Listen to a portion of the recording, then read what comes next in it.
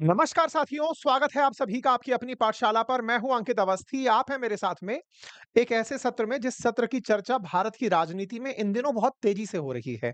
चर्चा है विपक्ष के द्वारा चुनाव आयोग पर लगाए गए आरोप की और चुनाव आयोग की मिलीभगत सरकार के साथ कि सरकार के साथ यानी केंद्र सरकार के साथ मिलकर चुनाव आयोग देश के अंदर वोट चोरी कर रहा है। इस तरह के आरोप विपक्ष के द्वारा लगाए जा रहे हैं और ये आरोप जो है सबसे ज्यादा चर्चा में तब आए जब राहुल गांधी जी ने अपनी एक प्रेस कॉन्फ्रेंस के अंदर बकायदा लगभग 20-22 मिनट की एक प्रेजेंटेशन दी, जिसमें उन्होंने बकायदा बताया कि किस तरह से एक ही व्यक्ति कई जगह मतदान देता हुआ पाया गया। कई कई जगह पर वोटर नंबर जो है, एपिक नंबर है, वोटर आईडी कार्ड नंबर जो है, वो सेम टाइप का नंबर कई जगह दिखाई दिया। तमाम प्रकार के उन्होंने आरोप लगाए, जिस पर हमने डिटेल एक सेशन भी किया था, जिसमें हमने बताया था कि किस तरह कर्नाटका के अंदर बेंगलुरु के एक विधानसभा क्षेत्र को आपने सैंपल सर्वे के रूप में किया और वहां से वोटर लिस्ट में आई हुई गलती या चुनाव में जो गलती संभावित है उसकी तरफ आपने अपना ध्यान आकर्षित कराया और बताया कि देखिए चुनाव आयोग की तरफ से इस तरह से गलतियां हुई हैं।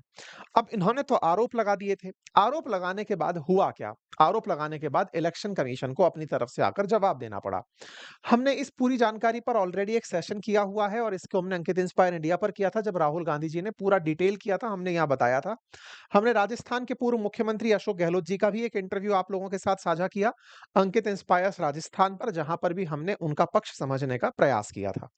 अब क्या हुआ कि जो इनके आरोप थे, उन आरोपों पर चुनाव आयोग की तरफ से एक प्रेस कॉन्फ्रेंस कल आयोजित की गई और उस प्रेस कॉन्फ्रेंस के अंदर जो ज्ञानेश कुमार हैं, मुख्य चुनाव आयुक्त, उनके द्वारा अ, जवाब दिया गया राहुल गांधी जी के द्वारा उठाए गए प्रश्नों का और कहा गया कि आप 7 दिन के भीतर-भीतर या तो अपना हलफनामा पेश कर दीजिए। हलफनामे से मतलब है ये अश्योर करिए कि आप जो आरोप लगाते हैं आप इनसे वास्ता रखते हैं।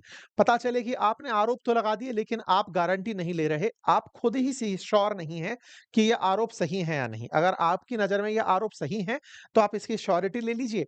हम आपकी श्योरिटी के आधार पर उनकी जाँच शुरू कर देते हैं। आप 7 दिन के अंदर या तो हलफनामा भरकर हमें दीजिए कि हाँ, मैं इस बात से वास्ता रखता हूँ कि जो मैंने जानकारी दी है ये सही है और मैं इन्हीं जानकारी के आधार पर इलेक्शन कमीशन पर आरोप लगा रहा हूँ।